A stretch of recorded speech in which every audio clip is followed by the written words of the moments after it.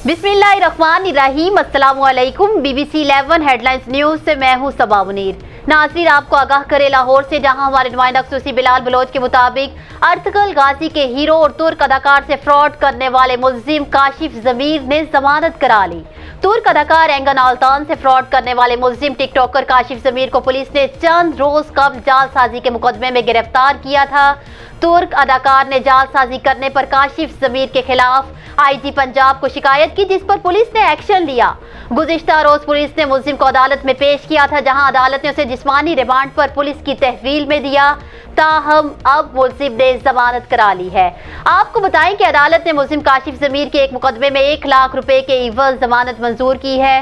नाजरीन, याद रहे कि मुलजिम काशिफ ज़मीर की कार पर जाली नंबर प्लेट और रिवॉल्विंग लाइट लगाने, असलहा रखने के मुकदमे में जमानत मंजूर हुई है।